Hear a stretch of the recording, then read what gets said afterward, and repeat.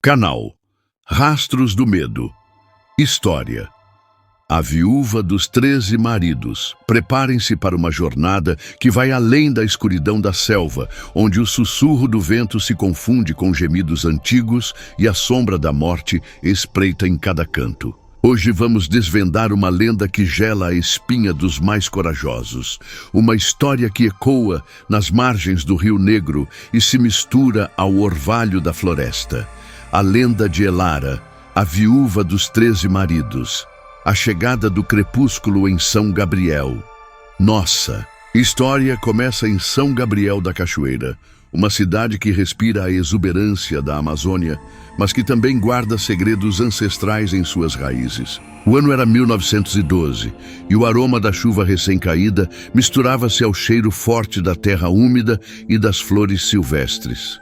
O sol se despedia lentamente, tingindo o céu de tons alaranjados e roxos, um prenúncio silencioso da noite que se aproximava.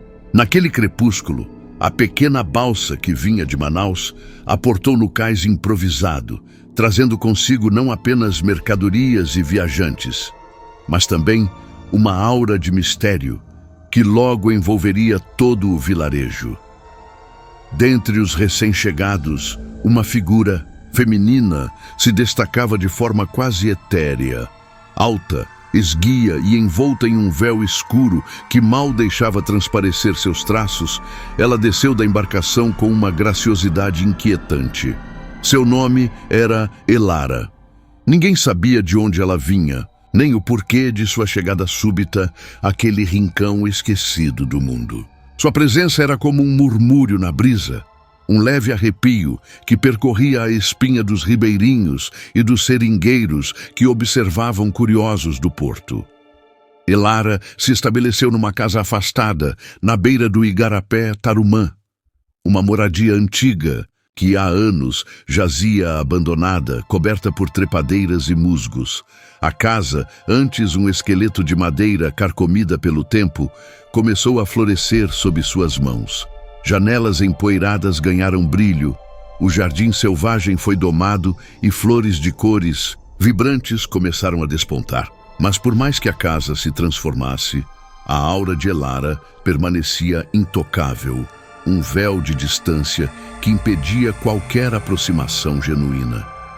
Seus olhos, quando ocasionalmente vislumbrados sob o véu, pareciam espelhar a profundidade escura das águas do rio. Eles carregavam uma melancolia antiga, uma tristeza que parecia ter raízes nas profundezas do tempo. O primeiro nó no coração da floresta. O tempo passou e a solidão de Elara começou a atrair a atenção dos homens da aldeia. A beleza que se escondia por trás do véu, a voz suave que mal se ouvia e o ar de mistério que a envolvia eram um convite irresistível para aqueles que viviam na simplicidade da floresta. O primeiro a sucumbir aos seus encantos foi Jurupari, um pescador forte e destemido, com o sorriso franco e o coração pulsante como o ritmo das águas. Ele era conhecido por sua bravura e por nunca temer o desconhecido. Jurupari, acostumado a domar as correntezas e a enfrentar as feras da mata, viu em Elara um desafio ainda maior.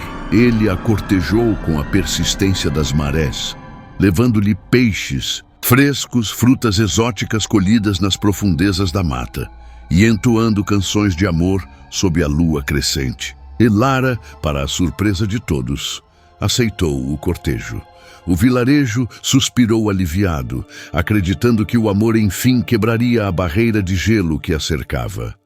A união foi celebrada com uma festa simples, à luz de tochas e sob o testemunho silencioso das árvores centenárias. A floresta, cúmplice de tantos amores, parecia sorrir, mas a alegria durou pouco. Poucas semanas após o casamento, Jurupari partiu para uma pescaria noturna no rio Uaupés, um afluente traiçoeiro conhecido por suas correntezas e lendas de criaturas aquáticas. Ele nunca mais voltou. Seu barco foi encontrado à deriva, vazio, com as redes rasgadas, como se uma força invisível as tivesse despedaçado. As buscas foram incessantes, mobilizando todos os homens da aldeia, mas o rio guardou seu segredo. O corpo de Jurupari jamais foi encontrado. Elara, a viúva, não derramou uma lágrima. Seus olhos permaneceram secos, sua expressão inabalável. Ela vestiu o luto com a mesma discrição com que vestia o véu, como se a dor fosse um fardo familiar que ela carregava em silêncio. A tragédia, no entanto, semeou uma semente de desconfiança nos corações dos aldeões. Um pescador experiente como Jurupari não desapareceria sem deixar rastros. A floresta, sempre observadora, parecia ter prendido a respiração. A dança sombria da viúva, a estranheza do primeiro desaparecimento, foi rapidamente engolida pelo ritmo da vida na floresta. No entanto, o tempo que tudo cura e tudo esquece não apagou o magnetismo sombrio de Elara.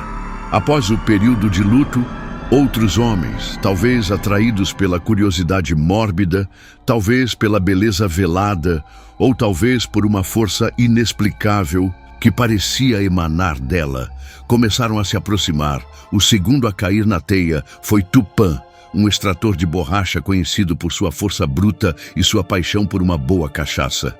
Tupã era rústico, mas seu coração era puro e leal. Ele se encantou pela aura misteriosa de Elara e, em um momento de embriaguez e ousadia, pediu-a em casamento. Elara aceitou, e novamente a aldeia testemunhou uma união, desta vez com um ar de apreensão pairando sobre as festividades. Dias após o casamento, Tupã partiu para a floresta em busca de novas seringueiras, levando consigo apenas seu terçado e a promessa de retorno. Ele também nunca mais voltou. Suas ferramentas foram encontradas espalhadas, mas nenhum sinal de luta, nenhum corpo.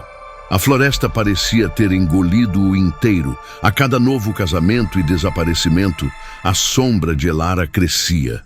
Não era uma sombra de luto, mas uma sombra de mistério, de algo que desafiava a compreensão. Os homens desapareciam de formas inexplicáveis, alguns na mata, outros nas águas e alguns até mesmo dentro de suas próprias casas, deixando para trás apenas a ausência e o eco de suas últimas palavras. Houve Iaci, o contador de histórias, que se casou com Elara e desapareceu durante uma noite de lua cheia, como se as próprias lendas que ele contava o tivessem levado para longe. Houve Potira, o caçador, que após se casar com a viúva, foi encontrado sem vida, não por um animal da floresta, mas com uma expressão de terror congelada em seu rosto, como se tivesse visto algo que o levasse à loucura. A cada tragédia, o número de maridos de Elara aumentava, e a lenda da viúva dos 13 maridos começava a se espalhar por toda a região. Os murmúrios se transformaram em sussurros, e os sussurros em lendas assustadoras contadas ao redor das fogueiras. Ninguém mais ousava se aproximar de Elara. O medo se tornou um escudo invisível ao seu redor, um aviso para todos que ousassem desafiar o destino. O sussurro da floresta. Enquanto a lenda crescia, os mais velhos da aldeia, guardiões do conhecimento ancestral, começaram a se reunir em segredo. Dona Cotia, a pajé mais antiga, com seus olhos sábios que pareciam ver além do visível, começou a pressentir algo sinistro. As folhas da mata, antes um tapete verde vibrante, pareciam mais secas, e o canto dos pássaros, antes melodioso, tornou-se mais grave, quase um lamento. Em seus sonhos, Dona Cotia via sombras dançantes e a imagem de uma mulher com olhos de abismo. Ela via a floresta se fechando, não para proteger, mas para guardar um segredo terrível. Ela começou a decifrar os sinais, a ouvir os sussurros da floresta que pareciam ecoar um nome: Curupira. Curupira, o guardião da floresta, com os pés virados para trás para confundir caçadores, era uma entidade conhecida por proteger a mata de invasores. Mas o que Curupira teria a ver com os desaparecimentos? A pajé, em suas meditações, Percebeu que a presença de Elara desequilibrava algo, despertava uma força antiga e implacável. A verdade, cruel e assustadora, começou a se revelar lentamente. Os homens que desapareceram não foram levados por acidente ou por feras. Eles foram sacrificados. Mas para quem? E por quê? O despertar da maldição, a pajé Cotia, com sua sabedoria e coragem, decidiu ir até a casa de Elara. Era uma manhã cinzenta, com a névoa pairando sobre o rio, como um véu que escondia segredos. Ela levou consigo ervas sagradas e a certeza de que a verdade, por mais dolorosa que fosse, precisava ser revelada. Ao se aproximar da casa, Dona Cotia sentiu um arrepio gélido. A beleza das flores no jardim de Elara parecia esconder algo sinistro, como se sua vitalidade fosse nutrida por uma energia escura. A porta, surpreendentemente, estava entreaberta. No interior, a casa era diferente do que se imaginava. Não havia sinais de opulência, mas um altar simples, adornado com pedras do rio, folhas secas e, o mais perturbador de tudo, pequenos objetos, pertencentes a cada um dos maridos desaparecidos. O anzol de Jurupari, o terçado de Tupã, um cachimbo de Iaci e assim por diante. 13 objetos, 13 maridos. Elara estava lá, de pé, com o véu agora revelando seu rosto. E o que Dona Cotia viu a fez prender a respiração. Os olhos de Elara não eram apenas tristes ou melancólicos. Eram vazios, como poços profundos que refletiam uma escuridão sem fim. Sua pele, antes com um brilho pálido, agora parecia ter uma tonalidade quase esverdeada, como as folhas de plantas que nunca veem a luz do sol. E seus lábios, eles estavam ligeiramente tingidos de um vermelho escuro, quase púrpura, como se tivessem acabado de provar algo escarlate. Elara se virou, para Dona Cotia, um sorriso frio e distante curvando seus lábios. Ela não falou, mas a pajé ouviu as palavras ecoando em sua mente, como um sussurro vindo de um lugar muito, muito distante. 13 é o número. 13 é a porta. Dona Cotia sentiu um terror primordial. Elara não era uma mulher comum. Ela era um receptáculo, um portal. Os homens não estavam apenas desaparecendo, eles estavam sendo consumidos. Seus espíritos, sua energia vital, estavam sendo drenados para alimentar algo, para abrir uma passagem. A pajé, em um último ato de desespero e coragem, jogou as ervas sagradas. A fumaça subiu, densa e perfumada, e Elara recuou. Um som gutural escapando de sua garganta, um som que não era humano. Sua forma começou a distorcer, a oscilar, como se a realidade ao seu redor estivesse se desfazendo. O véu que a cobria tornou-se transparente por um breve instante, revelando algo que fez Dona Cotia gritar. Por baixo da pele de Elara, havia algo que se contorcia, algo que não pertencia ao mundo dos vivos. Parecia uma teia de raízes escuras e retorcidas que pulsavam com uma energia sombria. Elara, ou o que quer que fosse, desapareceu em meio à fumaça, não correndo, mas dissolvendo-se no ar, como uma sombra que se funde à escuridão.